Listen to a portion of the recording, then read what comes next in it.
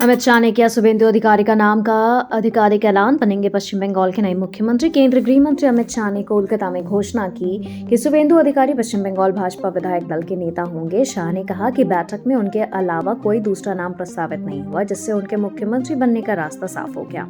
नंदीग्राम और भवानीपुर में ममता बनर्जी को मात देने वाले शुभेंदु को इससे जीत का इनाम मिला है। शाह ने इस दौरान भाजपा कार्यकर्ताओं के बलिदान और संघर्ष को भी याद किया। अमित शाह का भावुक संबोधन, बंगाल में 321 कार्यकर्ताओं की शहादत बेकार नहीं जाएगी। विश्व बंगाल कन्वेंशन सेंटर में भाजपा विधायकों को संबोधित करते हुए अमित शाह भावुक नजर आए। उन्होंने बताया कि बंगाल में सत्ता परिवर्तन के संघर्ष में पार्टी के 321 कार्यकर्ताओं ने अपनी जान गंवाई है। उन्होंने शुभेंदु अधिकारी को विधायक दल का नेता घोषित करते हुए बंगाल की जनता ने इस बार ऐतिहासिक समर्थन दिया है। शाह ने विश्वास जताया कि शुभेंदु के नेतृत्व में भाजपा बंगाल के विकास के संकल्प को पूरा करेगी। बिहार में शिक्षक अभ्यर्थियों पर पुलिस लाठीचार्ज से मचा घमासान, तेजस्वी यादव ने एनडीए सरकार को घेरा, पूछा युवाओं से इतना नफरत क्यों। पटना में टियर 4 विज्ञापन की मांग कर रहे शिक्षक अभ्यर्थियों पर हुए लाठीचार्ज ने बिहार की राजनीति गरमा दी है। नेता प्रतिपक्ष तेजस्वी यादव ने एक्स पर पोस्ट कर सरकार को रोजगार विरोधी बताया। उन्होंने आरोप लगाया कि एनडीए नेता अपने बच्चों को बिना प्रक्रिया के मंत्री बना रहे हैं, जबकि हक मांगने वाले युवाओं पर लाठियां बरसाई जा रही है। तेजस्वी ने पूछा कि चुनाव पूर्व किए गए वादे आखिर 6 महीने बाद भी क्यों अधूरे हैं। चिराग पासवान ने अपनी ही सरकार की पुलिस को कटघरे में किया खड़ा, पटना में शांतिपूर्ण प्रदर्शन कर रहे अभ्यर्थियों पर लाठीचार्ज की कड़ी निंदा। केंद्रीय मंत्री चिराग पासवान ने पटना में शिक्षक अभ्यर्थियों पर हुए बल प्रयोग को दुर्भाग्यपूर्ण और निंदनीय करार दिया है।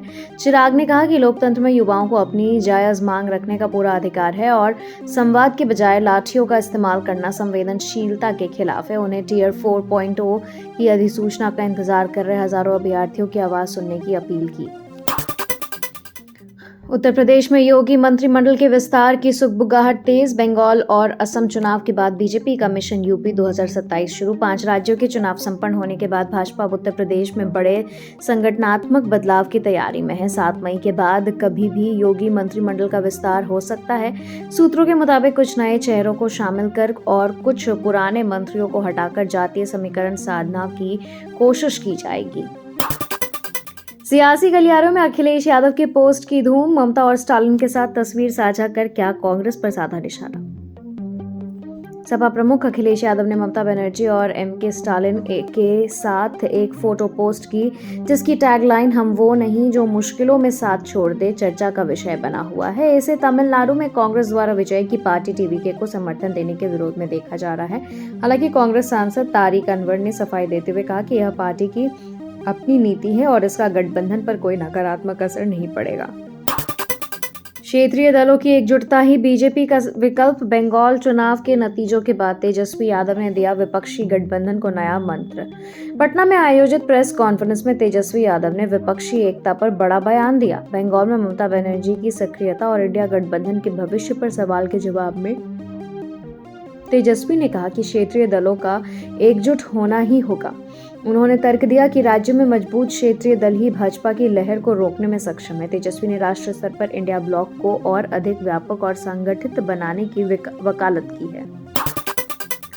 उमर अब्दुल्ला बोले, जम्मू कश्मीर में राज्य का दर्जा बहाल करने के मुद्दे को हथियार बना रही है केंद्र सरकार। जम्मू कश्मीर के मुख्यमंत्री उमर अब्दुल्ला ने भाजपा पर परिसीमन प्रक्रिया में धांधली का आरोप लगाया। उन्होंने कहा कि परिसीमन केवल भाजपा और उसके सहयोगियों को फायदा पहुंचाने के लिए किया गया था। उमर ने स्पष्ट किया कि नेशनल कॉन्फ्रेंस में कोई फूट नहीं है और पार्टी एकजुट है। उन्होंने भाजपा पर आरोप लगाया कि वह राज्य का दर्जा बहाल करने की प्रक्रिया को सरकार बनाने के लिए एक राजनीतिक सौदेबाजी के तौर पर इस्तेमाल कर रही है। बीजेपी में शामिल हुए राज्यसभा सांसद संदीप पाठक को कोर्ट से बड़ी राहत, सोमवार तक गिरफ्तारी पर लगाई रोक। आम आदमी पार्टी छोड़कर भाजपा का दामन थामने वाले राज्यसभा सांसद संदीप पाठक को अदालत में सुरक्षा मिली है। हाईकोर्ट ने पंजाब सरकार को आदेश दिया कि सोमवार तक उनके खिलाफ कोई सख्त कार्रवाई न की जाए। संदीप पाठक ने अपने खिलाफ दर्ज एफआईआर की जानकारी मांगी थी। गौरतलब है कि पाठक ने राघव चड्ढा और अन्य सांसदों के साथ हाल में बीजेपी ज्वाइन की थी, जिसे आप के लिए बड़ा झटका माना जा रहा। दिल्ली में भीषण गर्मी में मुख्यमंत्री रेखा गुप्ता का बड़ा फैसला, सड़कों पर उतरेंगी मोबाइल हीट रिलीफ यूनिट्स, लोगों को मिलेगी तुरंत राहत। दिल्ली में हीट वेव के बढ़ते प्रकोप को देखते हुए मुख्यमंत्री रेखा गुप्ता ने 13 विशेष मोबाइल वैन को हरी झंडी दिखाई।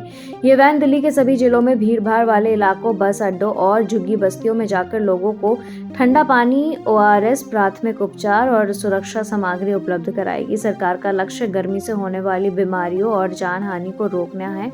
इस पहल में कैबिनेट मंत्री मनजिंदर सिंह सिरसा ने भी सक्रिय भूमिका निभाई है।